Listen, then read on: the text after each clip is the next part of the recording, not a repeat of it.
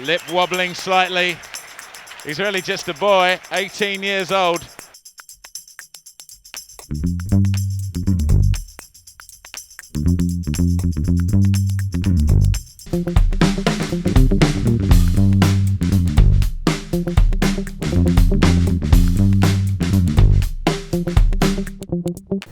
Welcome to VISIONSPORT TV, where I'm celebrating 30 years as an independent filmmaker.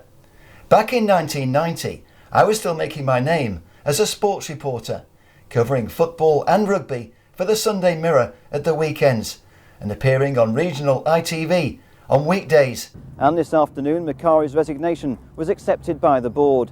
Macari said he wished to thank the club for their support during a traumatic time for both him and his family, adding that the publicity surrounding his time as manager of Swindon had put unfair pressure on West Ham. Meanwhile, long-serving Ronnie Boyce has been put in temporary charge of the team. This is John Gubba at Upton Park for Thames News. It was a year Alex Ferguson was on his way to winning his first trophy with Manchester United, courtesy of a cup final winning goal from my good friend Lee Martin. Here's Lee with a copy of my latest film. Another old pal, Paul Gascoigne, was also making a name for himself that year at Italia 90. My first encounters with Gazza came just down the road from here at Bisham Abbey, where the England national football team used to train. At Bisham Abbey this morning, his concentration seemed to wander, but Robson certainly hasn't given up on Spurs' latest midfield maestro. It's an opportunity for one or two to book their tickets. That's how I see tomorrow night's match, and if he comes in with a good mature performance and does reasonably well, I mean, he opens the door for himself. That's why we're playing him. And there was a clamour to have him in the England team before he's ready. I'm not going to do that. I'll play the boy when he's got the best opportunity and the best chance to play well for himself and for the rest of the players. Gascoigne himself says he wants to let his football do the talking, leaving his Spurs teammate Gary Lineker to sing his praises. He's good fun, he's a lovely lad. He does things that sometimes he regrets afterwards, but he's learning. He's matured a lot, I think, over the last 18 months, and I feel he's getting there, and he's still only a young lad, really. Gary Lineker, who's now the presenter of the BBC's Match of the Day, among other programmes, is a programme where I often work as a freelance producer. But sadly, at the moment, all my work at Media City has been cancelled due to the coronavirus.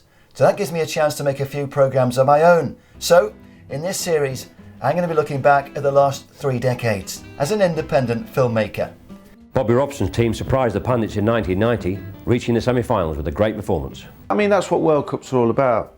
Players impressing on the world stage, people recognising their talents, and Gazza took the opportunity to show that even at that age that he could play. It's a chance for me to delve into my archives in the VISIONSPORT library here in Marlow, and to reminisce about some of my own personal milestones as a filmmaker. As a Man United fan, I'm currently making a series called The Religion.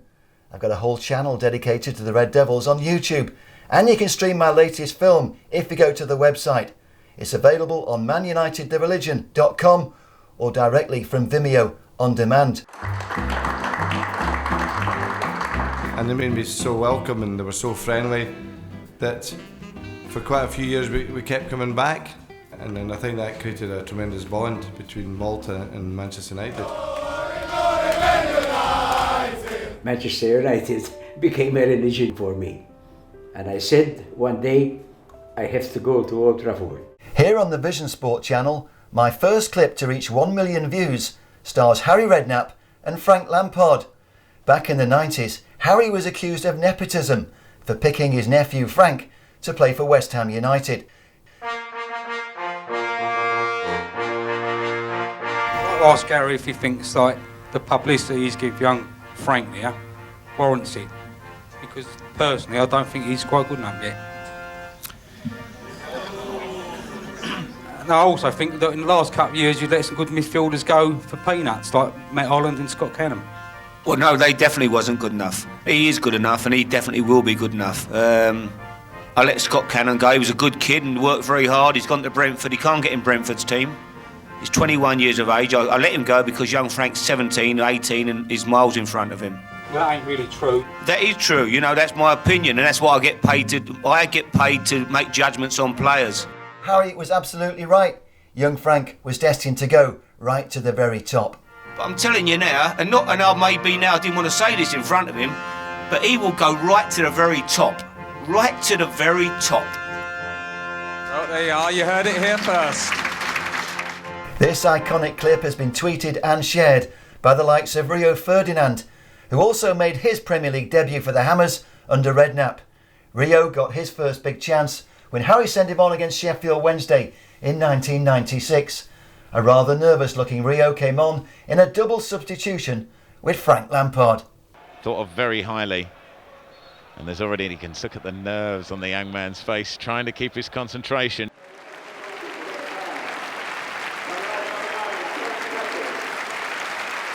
There it is, double substitution. Off come Tony Cottee. On comes Frank Lampard Jr. Rio Ferdinand, there he is. Lip wobbling slightly. He's really just a boy, 18 years old. Both players, of course, have had fabulous careers, winning every domestic honour, plus the Champions League, and appeared many times for England. Even as a Man United fan, I don't mind admitting my admiration for Lampard. Although I do think that Sven-Göran Eriksson made a huge mistake, picking Frank ahead of Paul Scholes in central midfield for England. Paul Scholes, without doubt, one of England's greatest ever midfield players. Another of my favourite clips features Scholes' teammate Ryan Giggs, certainly one of the most decorated footballers of all time. Ryan, at 19 years old, is without doubt one of the most talented, brilliant young players in this country, and we believe in the world. And we think very soon the world will have a new football hero.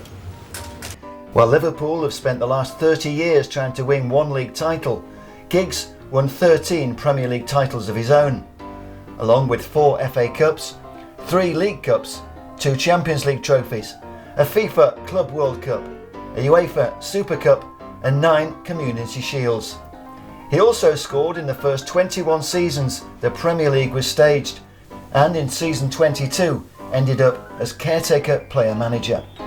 Last year, Giggsy appeared in my feature-length documentary about the Manchester United Supporters Club of Malta.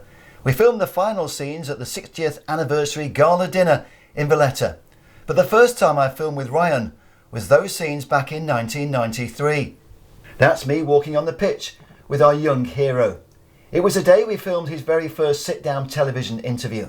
Come straight from school, signed for Manchester United, I was in the first team within a few months, so it's all gone really quick. You can see the full extended version of that exclusive interview over on my other YouTube channel, Man United The Religion, including some clips that have never been published since the day it was filmed. How do you see the future unfolding for you? Hopefully to go on and win a few more things with United and Wales.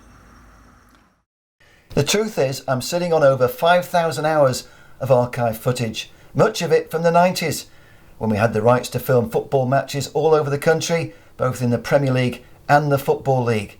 But I don't just cover football. My biggest TV series was about animals, and that canvas behind me, that's a shot from a shoot with London's top models. Nice work when you can get it.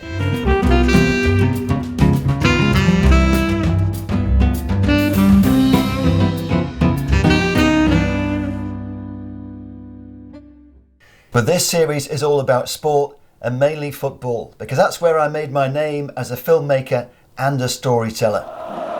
So if you like what you've heard, if you've not been too bored by my ramblings and you want to see more from the archives, please subscribe to the channel. Let me know what you like and what you don't like.